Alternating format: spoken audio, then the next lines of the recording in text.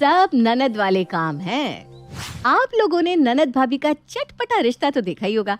आप ये तो बहुत अच्छे से जानते होंगे कि ननद भाभी के बीच में कितनी नोक-झोंक होती है। ऐसा ही रिश्ता साधना और प्रिया का था।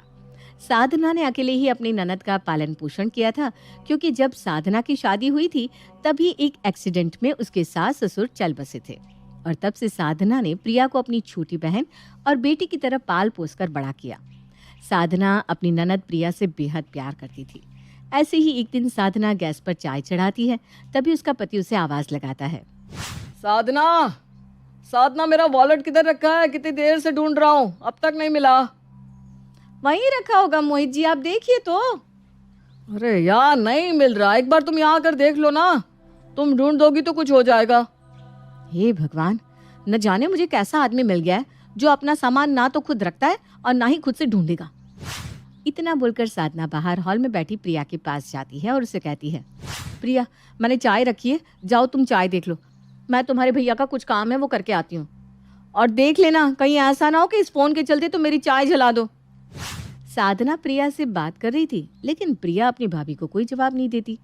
ये देखकर साधना अपनी ननद को हिलाते हुए एक बार फिर कहती है, प्रिया, तुम सुन रही हो ना मैं क्या कह रही हूँ?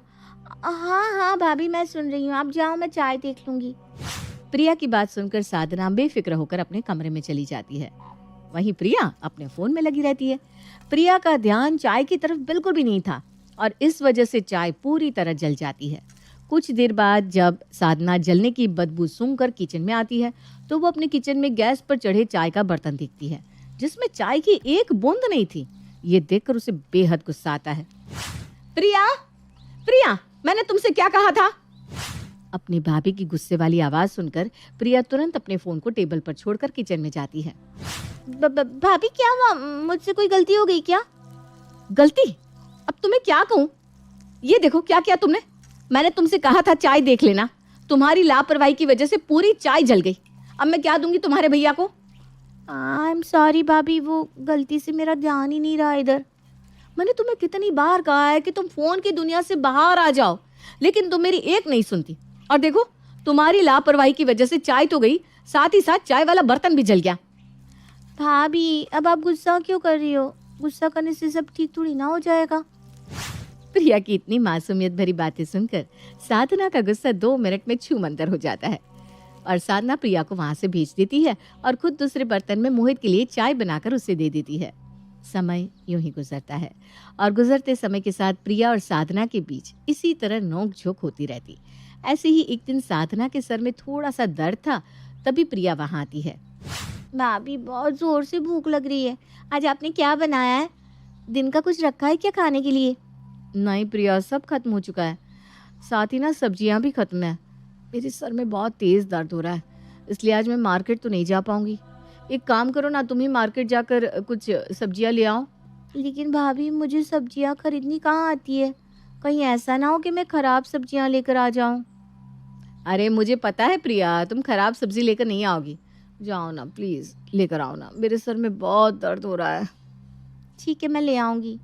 अब आप ना इतना मुझे प्लीज प्लीज मत कहो, मुझे अच्छा नहीं लगता। आप मुझे इतनी रिक्वेस्ट क्यों कर रही हैं? प्रिया साधना की बात मान जाती है और मार्केट चली जाती है सब्जी लेने। वहीं साधना अपने घर में अपने सर पर कपड़ा बांधकर रेस्ट करने लगती है। कुछ घंटे बाद प्रिया अपने हाथ में ढेर सारा सामान लेकर आती है। भाभी, मैं आ गई फ्रूट्स लेकर। प्रिया के मुंह से फ्रूट्स का नाम सुनते ही साधना एकदम से उठकर बैठ जाती है। फ्रूट्स? तुम फ्रूट्स लेकर आई? हाँ भाभी, आप ही ने तो कहा था फ्रूट्स लेकर आने के लिए। आपके सर में दर्द हो रहा है, आप खाओगे तो आपको अच्छा लगेगा, इसलिए मैं लेकर आ गई। अरे यार, मैंने तुम्हें फ्रूट्स लाने के लिए नहीं कहा था, तुम्हें सब्जियां लाने को कहा था प्रिया। अब मैं तुम लोगों को रात के खाने में फ्रूट्स काट के दूं क्या? अरे प्रिया, कब सब्जी होगी, कब बड़ी होगी? अगर तुम्हारा यही हाल रहा ना तो तुम्हारे ससुराल वाले तुम्हें बहुत सुनाएंगे। क्या भाभी, आप भी ना कुछ भी बोलती हो। अभी मेरी शादी को बहुत टाइम है और जब मेरी शादी होगी ना तब के तब देख लूँगी। पर फिलहाल तो आप हो ना। मैं कुछ भी गलती करती हूँ तो आप संभाल लेते हो। अगर इन फ्यूचर गलती मेरे से हो गई ससुराल में तो भी मैं आपको फ़ोन कर दूँगी, आप मुझे समझा देना। प्रिया की ऐसी बातें सुनकर एक बार फिर साधना पिघल जाती है और मुस्कुराती हुए उसे गले लगा लेती है। तुम्हारी बातों से ना मैं पिघल जाती हूँ। पर इसका मतलब ये नहीं कि हर बार तुम गलतियां करोगी। आखिरी बार तुम्हें माफ कर रही हूँ, इसके बाद कोई गलती मत करना, समझी? ठीक है भाभी, मैं आगे से कोई गलती नहीं करूँगी। लेकिन अब हम सब्जी का क्या करें? सब्जियां तो है ही नहीं घर में, खाना कैसे बनाएंगे हम? तुम उसकी चिंता मत करो, तुम्हारे भैया है ना, तुम्हारे भैया को फोन करके मैं उनसे सब्जियां मंगवा लूंगी, या फिर आज हम बाहर का ही खाना खा लेंगे। पर अगर भैया को पता चल गया कि मैंने इतनी बड़ी गलती की है तो मुझ पर बहुत गुस्सा करेंगे ना। अरे प्रिया, मेरी प्यारी ननद, मेरी छोटी बहन, तुम्हारी भाभी है ना, सब संभालूंगी मैं, फिकर नॉट। इतना बोलकर साधना मोहित को फोन करती है और उसे सब्जियां लाने को कह देती है। शाम को जब मोहित घर आता है तो प्रिया अपने भाई मोहित से कहती है, भैया आज घर का खाने का मन नहीं कर रहा, क्यों ना हम बाहर ही खा लें? नहीं प्रिया, बाहर का नहीं। वैसे भी तुम बहुत जल्दी बीमार पड़ जाती हो, इसलिए तुम्हें बाहर की चीज़ें नहीं खानी चाहिए। अरे मंगवा लीजिए ना मोहित जी, मेरा भी बहुत मन कर रहा है, और वैसे भी कभी कभार बाहर का खाने में कोई बीमार नहीं पड़ता। और मेरी ननद अब ठीक हो चुकी है, वो बीमार नहीं पड़ती क्योंकि अब वो बड़ी हो चुकी है। अच्छा, तो ये तुम दोनों की मिली भगत है। अब ननद भाभी साथ में है तो बेचारा अकेला भैया क्या करेगा। चलो मंगवा ही लेते हैं। इतना बोलकर मोहित अब बाहर से खाना ऑर्डर कर देता है। ऐसे ही हंसी खुशी के साथ उनके पल कटने लगते हैं। समय गुजरता है और समय के साथ प्रिया की उम्र शादी लायक हो जाती है। ये देखकर मोहित अपनी पत्नी साधना से कहता है, साधना, मैं क्या कह रहा था कि प्रिया की उम्र अब शादी लायक हो रही है, क्यों ना समय से पहले उसके हाथ पीले कर दिए जाए। हाँ मोहित, अब बिल्कुल सही कह रहे हैं। अब हमारी प्रिया बड़ी हो गई है, हमें उसके हाथ पीले कर देने चाहिए। लेकिन प्रिया मानेगी? मैं उससे बात करूंगी ना, आप लड़के देखना तो शुरू कीजिए। साधना प्रिया से उसकी शादी की बात करती है, लेकिन प्रिया शादी के लिए अभी पूरी तरह तैयार नहीं थी। लेकिन वो अपनी भाभी से बेहद प्यार करती थी, इसलिए अपनी भाभी की बात काट नहीं पाती। भाभी, मैं आपकी बात नहीं काटूंगी, आप रिश्ते देखना शुरू कर दीजिए। लेकिन हाँ, मैं उम्मीद करती हूँ कि आप मेरे लिए कोई गलत घर नहीं ढूंढेंगी। प्रिया की ऐसी बातें सुनकर साधना के चेहरे पर एक मुस्कान आ जाती है और वो प्रिया के लिए जोर शोर से रिश्ते ढूंढने शुरू कर देती है। समय बीतता है और बीतते समय के साथ प्रिया के लिए एक रिश्ता आता है। साधना, ये देखो, ये लड़का घर परिवार से बहुत अच्छा है, इसका फैमिली बैकग्राउंड भी बहुत बढ़िया है, अच्छा कमाता है, हमारी प्रिया को ये पलकों पर बिठा कर रखेगा। अगर ऐसा है तो देर किस बात की, बुला लीजिए लड़की को घर। साधना और प्रिया की मंजूरी मिलते ही अगले दिन लड़के वाले प्रिया को देखने के लिए आते हैं। जहां लड़के वालों की साधना काफी खातिरदारी करती है, तभी लड़की की माँ साधना से कहती है, साधना बेटा, बहुत कर ली तुमने खातिरदारी, अब हमें हमारी होने वाली बहू भी दिखा दो। अरे हम भी तो देखे कि हमारी होने वाली बहू दिखती कैसी है, क्योंकि अब तुम तो जानती हो कि इंसान फोटो और सामने से काफ़ी बार अलग दिखता है। हाँ हाँ आंटी, मैं आपकी बात से सहमत हूँ, मैं अभी प्रिया को लेकर आती हूँ। इतना बोलकर साधना प्रिया को लेकर आती है, जहाँ लड़की की माँ प्रिया से काफ़ी सवाल जवाब करती है और प्रिया शांति से सारे सवाल के जवाब उसे देती है। तभी लड़की की माँ प्रिया को चलने को कहती है।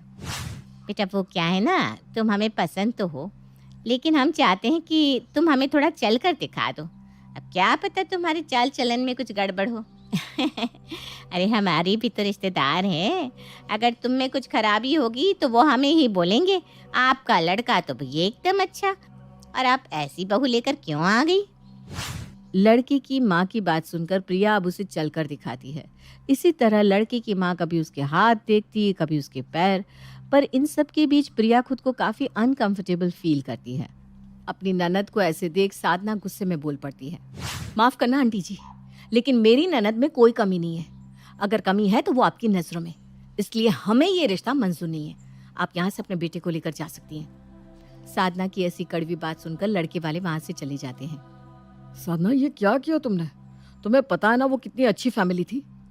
माफ करना मोहित जी, लेकिन मैंने अपनी ननद को अपनी ननद नहीं बल्कि बेटी समझकर पाला है, और मैं अपनी बेटी को कभी ऐसे घर में नहीं जाने दूंगी जिनकी सोच इतनी घटिया हो। मेरी ननद जैसी भी है, पर वो तब तक शादी नहीं करेगी जब तक वो खुद मेंटली प्रिपेयर नहीं हो जाती।